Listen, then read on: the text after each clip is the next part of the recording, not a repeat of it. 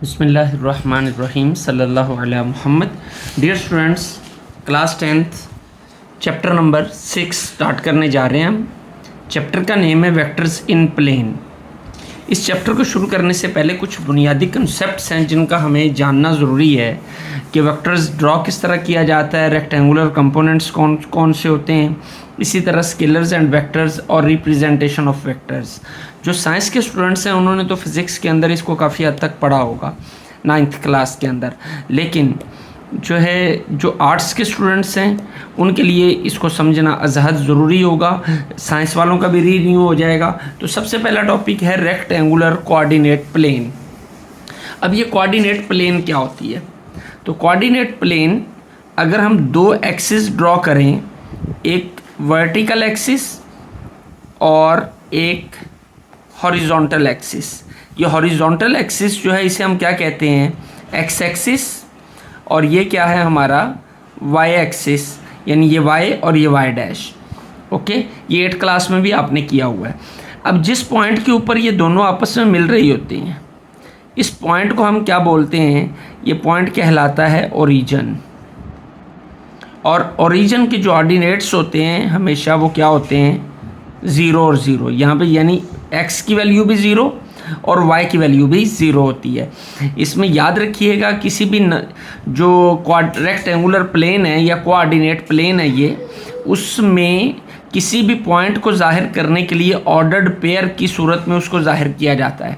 ये ordered pair है। Bracket के अंदर 2 नंबर्स लिखे हों, दरमियान में ये कॉमा हो, तो ब्रैकेट जो पहले वाला नंबर होता है वो x को जाहिर कर रहा होता है और सेकंड वैल्यू जो है वो y को जाहिर कर रही होती है। इसलिए किसी भी ऑर्डर्ड पेयर के अंदर, ये एक ऑर्डर्ड पेयर है, पहले वाले नंबर को हम क्या कहते हैं? x ordinate. क्या कहते हैं पहले वाले नंबर को? ये देखिए यहाँ पे लिखा भी होगा x कोऑर्डिनेट। और दूसरे वाले नंबर को ये क्या कहलाता है? y coordinate. ठीक है। और इसके अलावा एक बार यहाँ से डेफिनेशन देख लें। A rectangular coordinate plane is formed by the intersection of a horizontal number line called the x axis और shortly x axis and a vertical number line called y axis. जी, जब ये दोनों आपस में मिलती हैं तो रेक्टेंगुलर प्लेन बनती है। The axis meet at a point called the origin. ये एक्सिस जो है एक पॉइंट पर मिलते हैं जिसे हम क्या कहते हैं? Origin. And divide the coordinate plane into 4 quadrant. अब देखें, जब ये आपस में मिले तो 4 क्वाड्रेंट्स बन गए, 4 पार्ट्स बन गए, first, second, third and fourth. First quadrant, second quadrant, third quadrant and fourth quadrant. अब यहाँ पर एक बात याद रखनी है कि जब हम फर्स्ट क्वाड्रेंट को देखते हैं तो ये देखें, किसी भी कोऑर्डिनेट प्लेन के अंदर ये ओरिजिन से राइट साइड पे x पॉजिटिव होता है और ओरिजिन से लेफ़्ट साइड पर ये जो x है ये क्या होता है? नेगेटिव होता है। इसी तरह ओरिजिन से ऊपर वाली जानिब y पॉजिटिव होता है और नीचे वाली जानिब y नेगेटिव होता है। ये हमारा फर्स्ट क्वाड्रेंट है, ये सेकंड क्वाड्रेंट है, ये थर्ड क्वाड्रेंट है और ये फोर्थ क्वाड्रेंट है।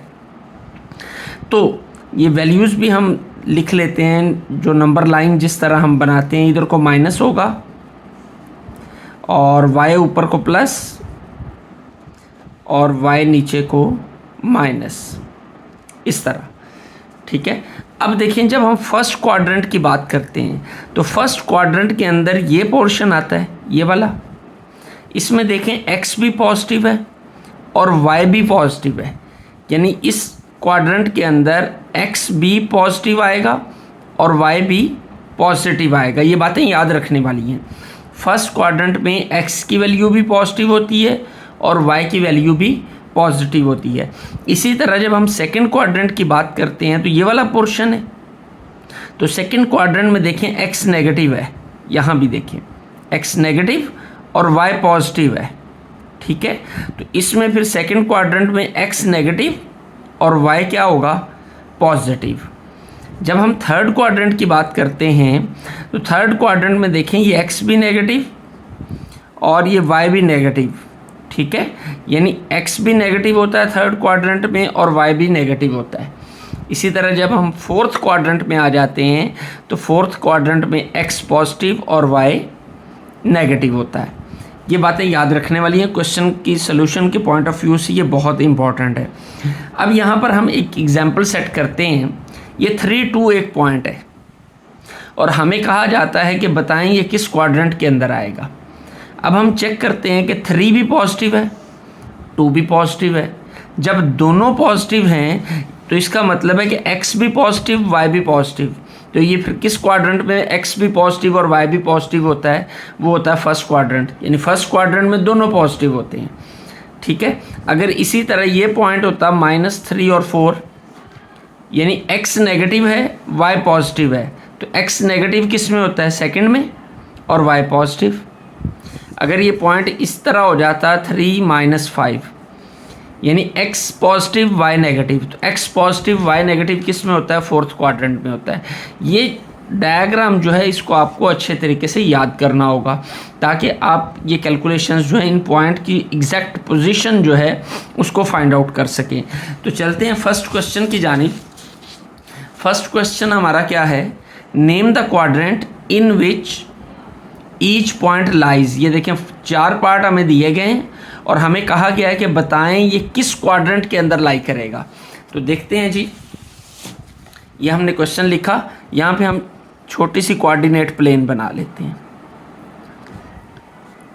x पॉजिटिव, इधर x नेगेटिव, यहाँ y पॉजिटिव और यहाँ पे y नेगेटिव। अब 4 और 3 हमने ड्रॉ नहीं करना, सिर्फ बताना है कि ये कौन से क्वाड्रेंट में आता है।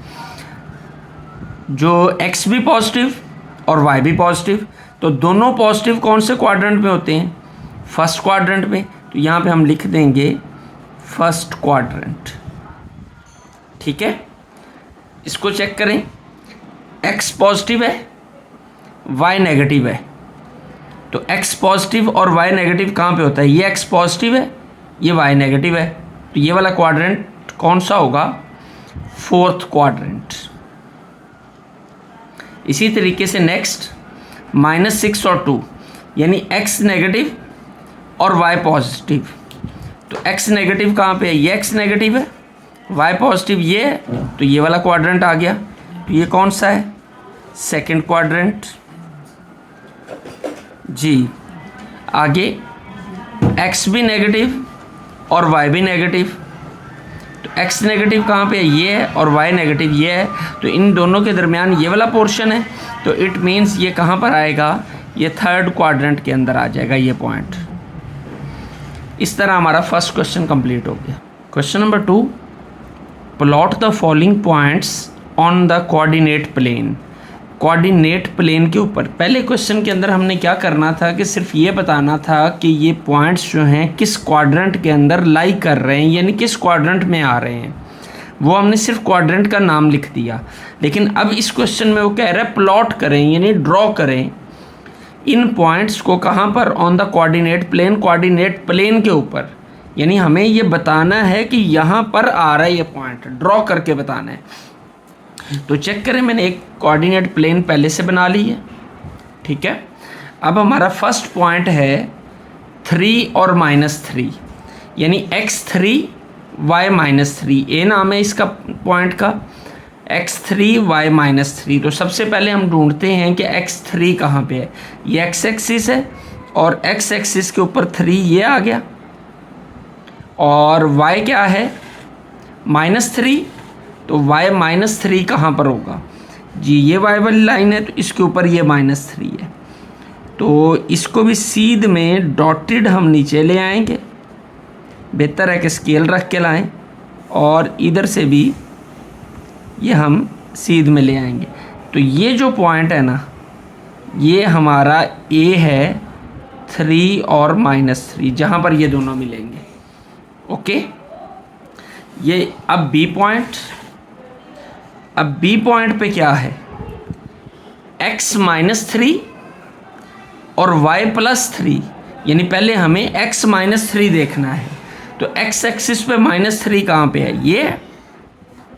एक बेहतर तरीका ये होता है कि जो हम x की वैल्यू ढूंढें उसके परपेंडिकुलर ये एक स्केल रख दें हम।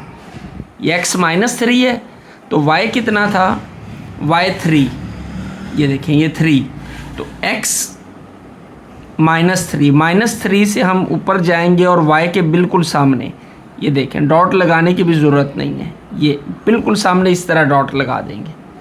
ठीक है, तो ये हमारा b पॉइंट आ गया, b-3 और 3, डन। अब आगे c पॉइंट है 5 और 7, यानी x5 है y7 है। x5 ढूंढें जी कहाँ पे है, ये x5 है। ठीक है, ये पॉइंट, तो इसके ऊपर स्केल रखेंगे इस तरह, और y7 ढूंढें जी, y7, ये y7 है, बिल्कुल इसकी सीध में, यहाँ से इधर इस स्केल के साथ हम ये पॉइंट लगा देंगे। तो ये हमारा पॉइंट आ गया क्या, C पॉइंट, जिसमें x5 है और y7 है। इस तरह अगला पॉइंट है D, -2 और -4, यानी x-2 है। तो x-2 कहाँ पे, ये x हमने ढूंढ लिया, तो x के साथ हम स्केल रखते हैं, ये लें जी सीधा स्केल, y-4, -4y नीचे होगा, ये आ गया, तो इसकी सीध के अंदर ये पॉइंट, तो ये हमारा क्या है, D पॉइंट, -2 और -4। इस तरह हमने चारों पॉइंट जो हैं वो प्लॉट कर दिए किसके ऊपर, ग्राफ के ऊपर। ये चेक कर लें। Okay, question number 3, name the tail and tip of the following vectors. उसने कहा ये जो है वेक्टर्स हैं, ये vector vector vector vector vector vector, ये वेक्टर्स ड्रॉ किए गए हैं, इनकी टेल भी बताएं और टिप भी बताएं। तो देखते हैं जी पीछे हमें क्या कॉन्सेप्ट इसके बारे में दिया गया है, पहले उसको डिस्कस करते हैं। अब टेल और टिप वेक्टर के बारे में जानने से पहले हमें इस बात का पता होना ज़रूरी है कि वेक्टर किसको कहते हैं, कि वेक्टर होता क्या है। तो उसके लिए हम देखें पेज नंबर 112 पे 6.2 कॉन्सेप्ट है हमारा, स्केलर्स एंड वेक्टर्स। स्केलर्स क्या होते हैं, हमें ज़िंदगी में बहुत सी फिज़िकल क्वांटिटीज़ का सामना करना पड़ता है। साइंस वाले बच्चे फिज़िक्स में इसको बहुत अच्छे से पढ़ चुके हैं। कभी हम टाइम होता है, लेंथ होती है, ये तमाम हमारी फ़िज़िकल क्वांटिटीज़ हैं। अब बाज़ फ़िज़िकल क्वांटिटीज़ ऐसी होती हैं कि जिनको सिर्फ मैग्नीट्यूड यानी उनकी लेंथ से ज़ाहिर किया जाता है, अदद से। मैग्नीट्यूड किसे कहते हैं, अदद को, नंबर को, सिर्फ नंबर से ज़ाहिर किया जाता है। जिस तरह आप बाज़ार से कुछ चीज़ परचेज़ करने जाएं जिसको हमने मैस मैयर करना हो, जिस तरह आप चीनी ख़रीदते हैं, तो चीनी ख़रीदने के लिए आप उसे कहते हैं 5 kg चीनी दे दें। अब आपने 5 kg कह दिया तो इसका मतलब है आपकी बात मुकम्मल होगी, मैस की ये जो फिज़िकल क्वांटिटी मैस है ये क्लियर हो गई। लेकिन अगर आप कहें कि मैंने किसी बॉडी के ऊपर फोर्स लगाई, अब 5 न्यूटन फोर्स लगाई, लेकिन जब तक आप ये बताएंगे नहीं किस साइड पर फोर्स लगाई, डायरेक्शन कौन सी थी, तो आपकी बात मुकम्मल नहीं होगी। तो अपनी बात स्केलर क्वांटिटीज़ जो हैं वो क्वांटिटीज़ होती हैं जिनको शो करने के लिए सिर्फ और सिर्फ मैग्नीट्यूड की ज़रूरत होती है, डायरेक्शन रिक्वायर नहीं होती। ऐसी क्वांटिटीज़ जो हैं वो स्केलर क्वांटिटीज़ कहलाती हैं। देखें इसकी डेफिनेशन आपको याद भी करना होगी। A scalar is a quantity having magnitude but no direction. Mass, time, volume and power are the examples of scalar quantities. Okay, इसी तरह अब वेक्टर क्वांटिटीज़ कौन सी होती हैं, वेक्टर्स। अब vector is a quantity have both magnitude and direction. सिर्फ magnitude हो तो स्केलर क्वांटिटी है, लेकिन मैग्नीट्यूड के साथ साथ डायरेक्शन भी इन्वॉल्व हो जाए तो वो क्या होती है, वो हमारी वेक्टर क्वांटिटी होती है। इसकी एग्जांपल्स डिस्प्लेसमेंट है, वेलोसिटी है, acceleration, force and momentum are examples of vector quantity. अब किसी भी वेक्टर को जाहिर करने के लिए उसकी रिप्रेजेंटेशन किस तरह की जाती है, उसको जाहिर कैसे किया जाता है, तो एक बात याद रखिएगा, कोई भी वेक्टर क्वांटिटी है तो वेक्टर क्वांटिटी को जाहिर करने के कई एक तरीके होते हैं। जिस तरह एक वेक्टर एक्सेलरेशन एक वेक्टर क्वांटिटी है। अब एक्सेलरेशन को आप जाहिर करेंगे उसके ऊपर एरो लगाकर, या हम इसको जाहिर करेंगे उसको बोल्ड लिखकर, यानी जो अब हम टेक्स्ट लिख रहे हैं उस टेक्स्ट के अंदर अगर इस क्वांटिटी को हम दूसरी नंबर से बोल्ड लिख दें तो इसका मतलब है ये वेक्टर क्वांटिटी है। या इसको जाहिर करने का एक और तरीका भी होता है, इसके नीचे लाइन लगा दें। ये तीनों वेज हैं एक वेक्टर क्वांटिटी को रिप्रेजेंट करने के लिए।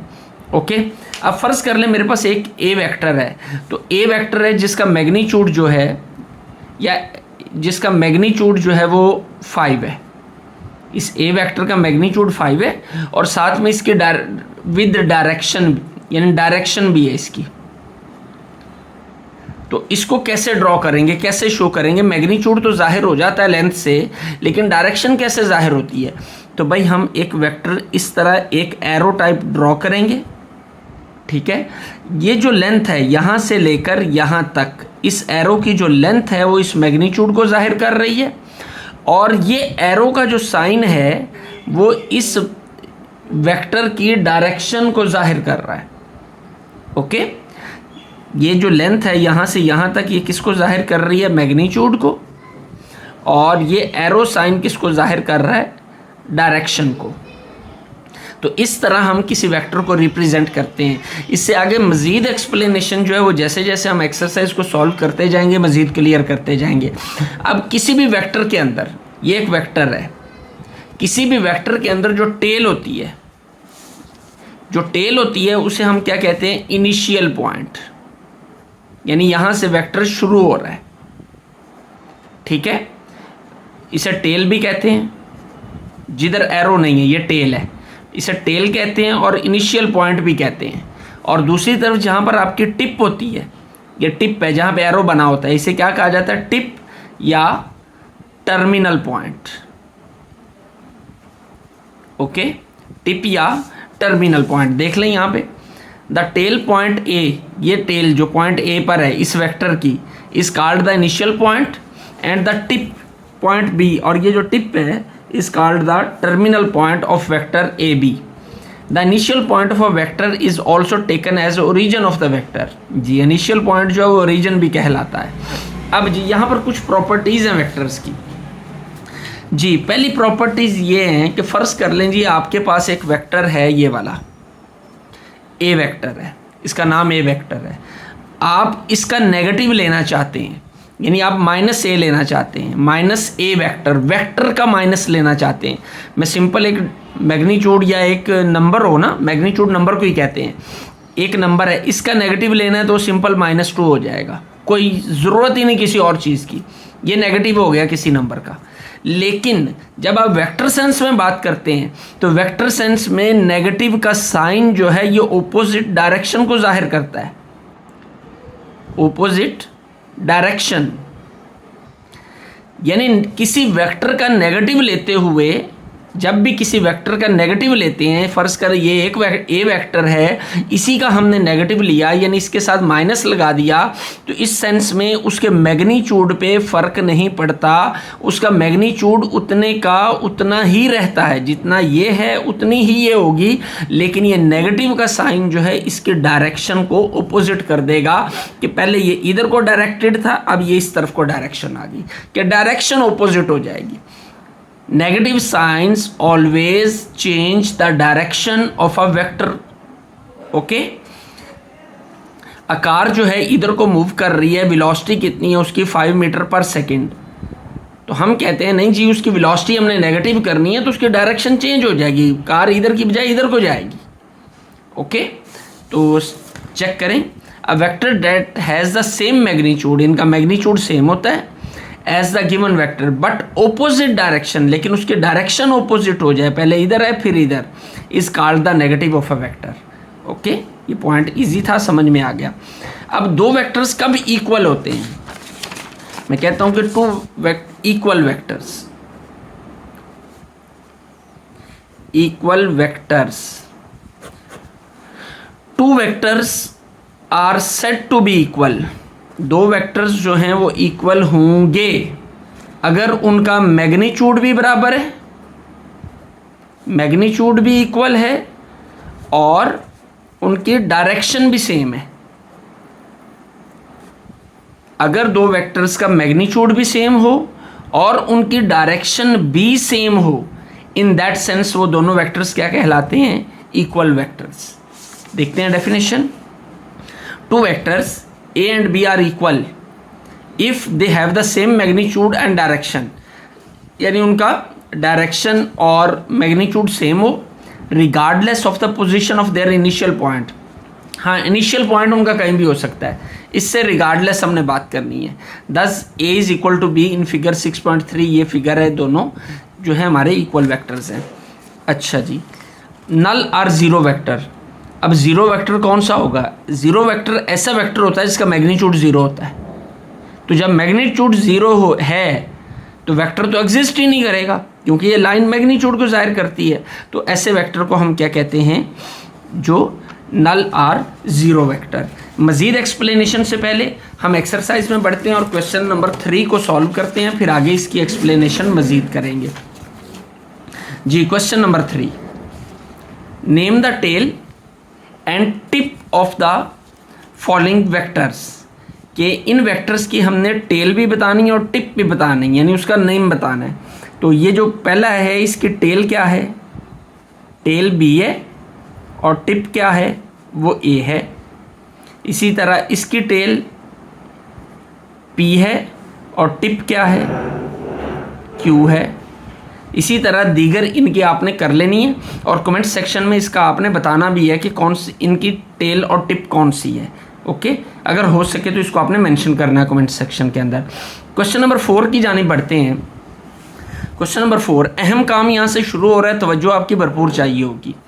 Right the vector A B in the form of x I plus Y J. Vector कौन सा है? A B. यहाँ पे हमें 2 पॉइंट्स दिए गए हैं, एक ए और एक बी। ठीक है, देखते हैं जी इसकी एक्सप्लेनेशन, इसके बारे में हमें बुक पे क्या गाइड किया जाता है। जी देखिए जी, सबसे पहले तो हमें पोजीशन वेक्टर देखना है कि पोजीशन वेक्टर क्या होता है। हम कोऑर्डिनेट प्लेन लेते हैं, कोऑर्डिनेट प्लेन पे फर्ज कर लें जी ये एक पॉइंट है हमारा P, उसे हम कहते हैं ये हमारा P पॉइंट है। अब वो वेक्टर जो कि ओरिजिन से शुरू हो और इस पॉइंट P की पोजीशन को जाहिर करे, वो पॉइंट जो ओरिजिन से शुरू हो और इस पॉइंट P की पोजीशन को जाहिर करे, उसे हम कहते हैं पोजीशन वेक्टर। यानी ये वाला वेक्टर जो है ये हमारा क्या कहलाएगा? Position vector. Position vector. अब पोजीशन वेक्टर किसके इक्वल होता है? पोजीशन वेक्टर्स जो है निकालने के लिए हमें 2 तरह के कोऑर्डिनेट्स चाहिए होते हैं, जहां पर ये इस पॉइंट के कोऑर्डिनेट्स कौन कौन से हैं? ये एक्स है ना हमारा, ये ठीक है, और वाई कौन सा है? ये वाई है। तो ये x और ये y, लेकिन वेक्टर के अंदर तो डायरेक्शन भी होती है, इसलिए x की डायरेक्शन शो करने के लिए हम इसके साथ i वेक्टर अप्लाई करते हैं और y की डायरेक्शन को शो करने के लिए इसके साथ j वेक्टर जो है वो लिखा जाता है। यानी हमारा जो पोजीशन वेक्टर होता है वो इन दोनों का रेक्टेंगुलर सम होता है, यानी xi plus yj। Position vector किसके इक्वल आया? x coordinate i plus y coordinate j। फर्ज कर लें जी पॉइंट है हमारे पास 3 और 2, तो इसका पोजीशन वेक्टर क्या होगा? 3i plus 2j। सिंपल सा काम है कि पहले x कोऑर्डिनेट के साथ i आ जाएगा और y कोऑर्डिनेट के साथ क्या आ जाएगा? j आ जाएगा। तो आगे मज़ीद देखते हैं। अब मैं यहाँ पर 2 पोजीशन वेक्टर्स लेता हूँ, एक ये P है, एक ये Q है। ये P के कोऑर्डिनेट्स x1 और y1 और Q के कोऑर्डिनेट क्या होंगे? x2 और y2। जी, अब हमें PQ फाइंड करना है। ये PQ, P से लेकर ये Q तक जो वेक्टर है PQ फाइंड करना है। जिस तरह हमारा ये अभी 3rd क्वेश्चन है कि उसमें हमें 2 पॉइंट्स दिए गए हैं, चेक इट। ये 2 पॉइंट्स दिए गए हैं ए और बी, और हमें क्या फाइंड करना है पहले, वेक्टर ए बी। तो यहाँ पे भी हमें वेक्टर पी क्यू फाइंड करना है। क्या फाइंड करना है, वेक्टर पी क्यू, यानी ये डिस्टेंस है। तो डिस्टेंस फाइंड करने के लिए हम डिस्टेंस फार्मूला अप्लाई करते हैं। वो क्या होता है, x2 माइनस x1 का square plus y2 minus y1 का स्क्वायर, और डी हमारा किसके इक्वल है, पी क्यू के। ये हमारा पी क्यू आ गया। तो और ये मैग्नीट्यूड होता है, ठीक है। तो x2 किसके बराबर आया, जो x2 की वैल्यू हो वो यहाँ लिख देंगे, जो y1 x1 की वैल्यू हो इधर आ जाएगी। इस तरीके से हम मैग्नीट्यूड फाइंड कर लेंगे। ये तो मैग्नीट्यूड निकालने का फार्मूला हो गया कि मैग्नीट्यूड कैसे निकालेंगे उस वेक्टर का। लेकिन वेक्टर फाइंड करना कैसे होता है, तो पी क्यू वेक्टर कैसे निकलेगा। तो पी क्यू वेक्टर निकालने के लिए पोजीशन वेक्टर क्यू में से पोजीशन वेक्टर पी माइनस कर देंगे, यानी x2 i minus x1 i plus y2 i minus y1 i, y1 j, y1 के साथ j, y के साथ j होता है। तो ये एक तरीका रहेगा। बहरहाल इसको हम फाइंड करते हैं, क्वेश्चन देखेंगे तो क्वेश्चन में आपको ज़्यादा बेहतर तरीके से इसकी समझ आ जाएगी। Question number 4, write the vector A B. Vector A B लिखना है हमने। ये ए पॉइंट भी दिया गया है हमें, बी पॉइंट भी दिया गया है, in the form of x I plus Y j. यानी इस फॉर्म में नहीं लिखना है, इस फॉर्म में लिखना है। तो सबसे पहले मैं मिसाल देता हूँ आपको। ये कोऑर्डिनेट प्लेन है, इसमें ये हमारा यहाँ पर ए पॉइंट है और यहाँ पर फर्ज कर लें बी पॉइंट है। ए बी यानी ए से लेकर बी तक ये जो वेक्टर है ना, ये हमने मालूम करना है, ए बी वेक्टर। तो ए बी वेक्टर मालूम करने से पहले हमें ये पोजीशन वेक्टर ए और पोजीशन वेक्टर बी मालूम होने चाहिए। यानी सबसे पहले हमने ओ ए मालूम करना है, और ओ ए किसके बराबर होगा, एक्स कोऑर्डिनेट और आई वेक्टर प्लस, ये आगे माइनस है, प्लस माइनस माइनस हो जाएगा तो माइनस 7j। ये हमारा ओ ए आ गया। अब हमने क्या निकालना है, ओ बी, यानी ओ बी यूनिट वेक्टर। तो ओ बी किसके बराबर आएगा, -2i प्लस 4j। ठीक है, दोनों के हमने यूनिट वेक्टर बना लिए। अब हमने मालूम क्या करना है, ए बी वेक्टर। तो ए बी वेक्टर मालूम करने का तरीका क्या है, ओ बी बाद में है ना, तो बाद वाले यूनिट वेक्टर में से यानी ओ बी में से ओ ए को माइनस कर दें, ओ बी माइनस ओ ए। तो क्या आ जाएगा हमारे पास, ओ बी है -2i और प्लस 4j, ये माइनस ओ ए किसके बराबर है, 1i माइनस 7j। लें जी, इसको माइनस करें, ब्रैकेट ओपन करें, -2i plus 4j minus 1i minus अंदर साइन चेंज करेगा प्लस 7j। तो ए बी वेक्टर किसके बराबर आ जाएगा, आई वाली को आई वाली से सॉल्व करें, -2 माइनस 1 -3i, ये वेक्टर का साइन लाजमी आएगा, प्लस 4 प्लस 11, जे वाली से हल होगी ना, 4 + 7 प्लस 11j। लें जी, ये हमारा ए बी वेक्टर आ गया इन the form of xi plus yj, और यही हमारा आंसर है। इसका सेकंड पार्ट है, ए बी वेक्टर फाइंड करना है हमने। तो उसके लिए पहले हमें ओ ए चाहिए। तो ओ ए किसके बराबर है, 8i प्लस 9j कि x coordinate into I unit vector, sorry I vector और 9j। अब ओ बी क्या होगा, 12i प्लस 3j। अब हमने फाइंड क्या करना है, ए बी। तो ए बी किसके बराबर होता है, जो बाद में होता है उसका जो पोजीशन वेक्टर पहले लिखते हैं, ओ बी माइनस ओ ए। लें जी, ओ बी की वैल्यू कितनी है 12i plus 3j minus 8i plus 9j। जी, ब्रैकेट्स ओपन करें, 12i plus 3j minus 8i plus minus minus 9j। Simplify करें तो ए बी हमारा किसके बराबर आ जाए, सॉरी ये ब्रैकेट्स तो हमने ख़त्म कर दी यार। 12i माइनस आई वाली से हल होगी ना, तो 12 माइनस 8 4i वेक्टर प्लस 3 जे वाली से हल हुई प्लस 3 माइनस 9, तो क्या आएगा माइनस 6j। तो ये हमारा आंसर आ गया और हमने ए बी वेक्टर फाइंड कर लिया। Question number 5, find the magnitude of A vector. अब ए वेक्टर का हमें मैग्नीट्यूड मालूम करना है और ए वेक्टर गिवन है। तो जब भी हमें कोई वेक्टर गिवन हो तो उस वक्त उसका मैग्नीट्यूड निकालने का तरीका क्या होता है कि ये वेक्टर का मैग्नीट्यूड को ये दो लाइनों से जाहिर किया जाता है।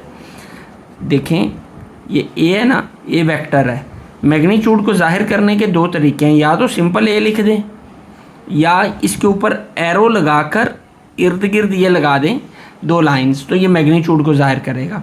तो मैग्नीट्यूड जो है वो किसके इक्वल होता है, एक्स कोऑर्डिनेट का स्क्वायर प्लस वाई कोऑर्डिनेट का स्क्वायर और स्क्वायर रूट।